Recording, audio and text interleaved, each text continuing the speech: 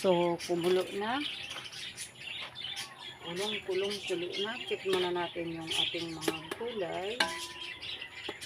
Okay. Malambot na si carrot. Lambot na. Lagay natin ang repolyo. Lagay natin ang repolyo. Tapos, lagay na natin si bihon. Si bihon ay atin ang ibinabad ito sa tubig. Nugasan na natin. Kaya madali na lang itong maluto kasi nakagabad na siya. Hugasan nyo muna bago ibabad, no? Dahil minsan may mga maliliit pa siyang particles na kasama. Ano na nga akong ginagawa? Pag ako ay gumagawa lang ng bihon, pinaano ko muna sa tubig para malambot na at hindi masyadong sumisip-sip ng tubig.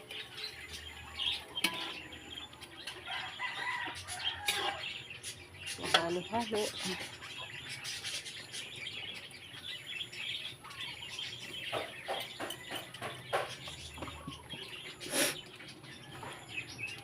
Well, today is my mother birthday, kaya hindi po ako nagpapakiter at hindi kami kumakain sa labas.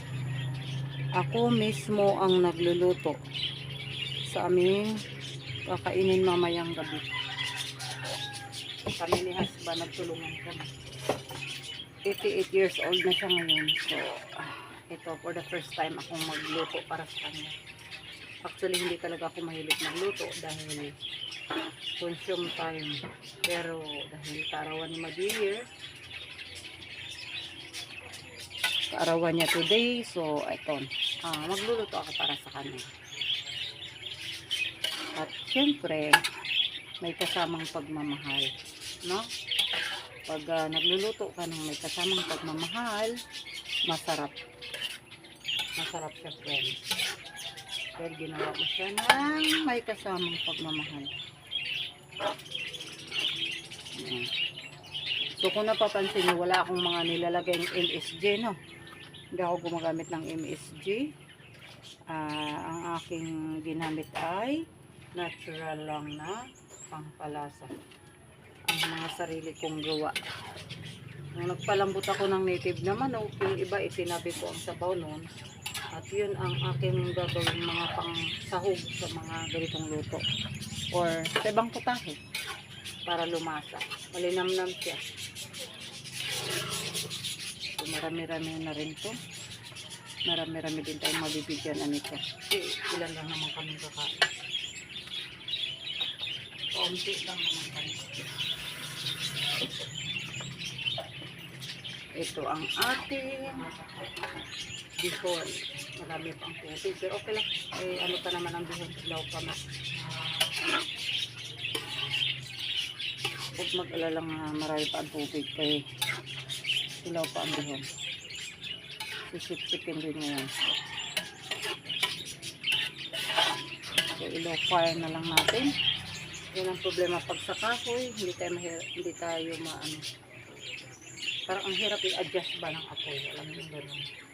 Kasi nga kahoy. No? Kailangan matuto ka lang mag-adjust lang sa apoy. Ang marunong nito, mga lumalaki sa probinsya. Pero kung di ka laking probinsya, hindi mo ito magagawa. Mahirapan ka. Pag laki kang probinsya, ay alam na alam mo itong mga ganitong gawain. Malaking kawali ang pinaglulutuan. Pag may mga ganitong okasyon. Wala naman kaming kami lang naman mamaya. Pero, siyempre, mamahagi tayo sa iba. Yeah. Ito na, sinahog ko na. Nilagay ko yung sabaw ng itig naman. Okay na to? Hindi mo mapupudpud yan. Okay na to, okay na to. Tanggalin mo yung Pinano ko na yung apoy. Mapupudpud yan. Ganun. Mapupudpud lang yun.